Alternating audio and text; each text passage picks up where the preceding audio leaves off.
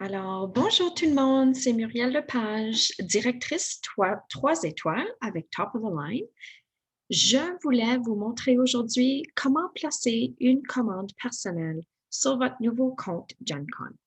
Alors, première chose, vous allez remarquer que mon écran est en français. Alors, je veux premièrement vous montrer comment changer la langue pour votre profil si ce n'est pas déjà fait. Alors, vous cliquez sur votre nom, voir modifier votre profil. En anglais, ça veut dire Edit Profile. Et si on va vers le bas, il y a un bouton qui dit Modifier. En anglais, ça dira Edit. Alors, on peut modifier. Et ici, on voit la langue et on peut choisir anglais ou français. Alors, juste pour votre information, c'est comme ça que j'ai changé mon écran en français. Maintenant, pour placer une commande personnelle sur votre compte GenCon, il y a deux façons pour y accéder. Alors, la première est si vous appuyez sur les trois lignes à la gauche en haut, vous pouvez descendre vers Vente et créer une commande personnelle. Ou, à partir de l'accueil, une fois que vous rentrez la première fois sur GenCon, votre page est comme celle-ci, vous pouvez appuyer sur Passer une commande. Par la suite, votre information personnelle apparaîtra parce que c'est votre compte. Vous pouvez aussi changer l'adresse pour la livraison.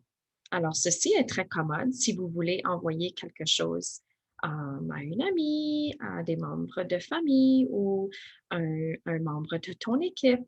Alors, c'est vraiment convenient de pouvoir changer l'adresse de l'expédition. Ensuite, on voit ici que notre panier est vide. Alors, tout ce qu'il nous reste à faire, c'est d'ajouter des items. Alors, nous pouvons soit choisir le code pour l'item et une fois qu'on met le code, on peut sélectionner à partir de la liste qui apparaît. Alors, 228, qui sont les contenants à épices.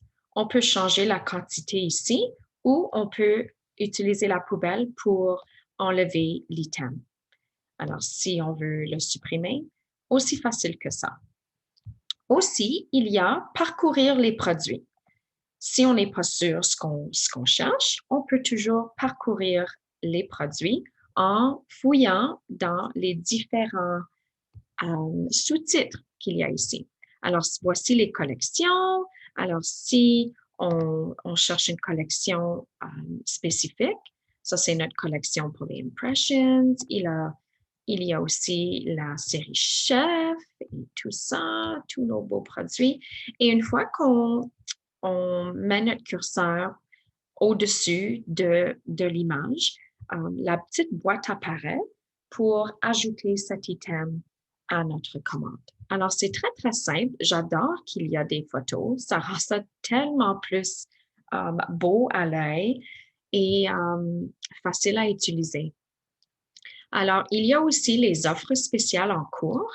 Alors, pour nos offres que nous avons présentement avec nos paquets surprises, OK, et nos offres pour la brochure du mois de mai.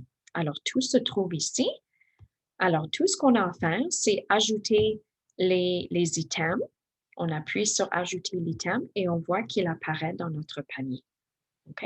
Une fois que vous êtes prêt à passer votre commande, vous pouvez cliquer sur le bouton ici, à la droite, Passer la commande.